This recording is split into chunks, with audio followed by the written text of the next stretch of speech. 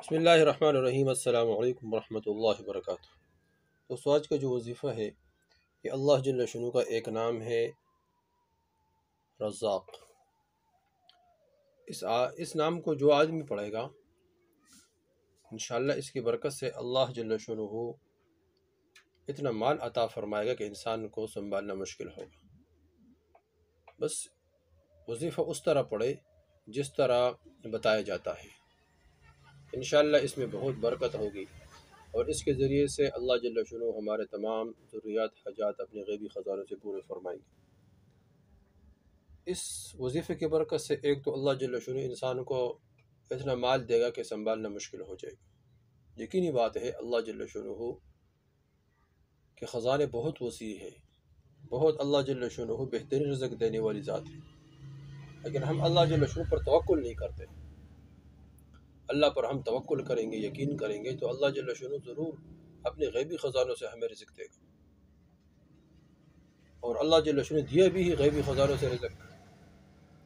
ہر مقداد بن اسود رضی اللہ تعالیٰ عنہ فرماتے کہ میں قضاء حاجت کے لیے کسی کھیت میں بیٹھا ہوا تھا، اس سے روایت ہے، فرمایا کہ میں نے دیکھا ایک بل ہے چوہے کا، چوہا اس سے نکلا اور ایک سونے کا اشرفی لا کے میرے پاس رکھ دیا،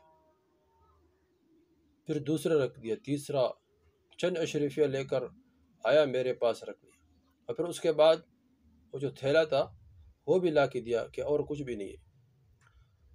فرمایا میں بہت حیران ہو گیا، حضور صلی اللہ علیہ وسلم کو سارا واقعہ سنایا اور وہ اشرفیہ سونے کا حضور صلی اللہ علیہ وسلم کو پیش کر دیا۔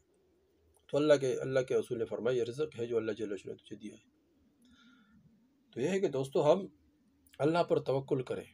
اللہ جل شانہ کے خزانے بہت وسیع ہے، یہ چرند پرند درند سب کو اللہ جل شانہ رزق دے رہی ہے، اللہ کی ذات دے رہی ہے، تمام کائنات کسی سے اللہ جل شانہ غافل نہیں۔ جنت والوں کا نظام اللہ جل شانہ چلا رہا ہے، جہنم والوں سے غافل نہیں۔ جہنم والوں کا نظام چلا رہا ہے اللہ جل شانہ، جنگلات سے غافل نہیں ہے۔ ما اللہ بغافل عما تعملون، جو تم کر رہے ہو اس سے اللہ جل شانہ غافل نہیں ہے۔ انسانوں کا نظام اللہ جل شانہ چلا رہا ہے، جنات سے غافل نہیں، جنات کا نظام چلا رہا ہے۔ جنگل میں جو رہنے والے ہیں ان سے غافل نہیں ہے، جنگل کا نظام چلا رہے ہیں اللہ جل شانہ۔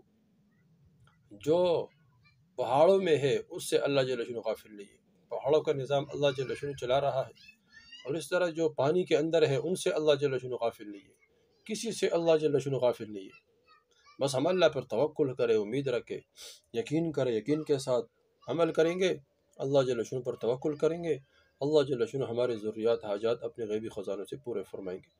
تو یا رزاق اس کا وظیفہ ہم کریں گے انشاءاللہ، اس کی برکت سے اللہ جل شانہ ہمارے تمام ضروریات حاجات مالی پریشانیاں دکھ درد اللہ جل شانہ دور فرمائیں گے۔ یا رزاق جب بندہ سنتے ہیں یا پڑھتے ہیں تو فوراً ذہن میں آ جاتا ہے کہ اللہ رازق ہے، ہم مرزوق ہے۔ جس طرح مالک ہم سنتے ہیں تو ذہن میں آ جاتا ہے کہ اللہ مالک ہے، ہم مملوک ہے۔ اللہ مالک، ہم مملوک، اللہ رازق، ہم مرزوق، اللہ خالق، ہم مخلوق۔ تو اس طرح رازق یا رزاق کس طرح پڑھنا ہے؟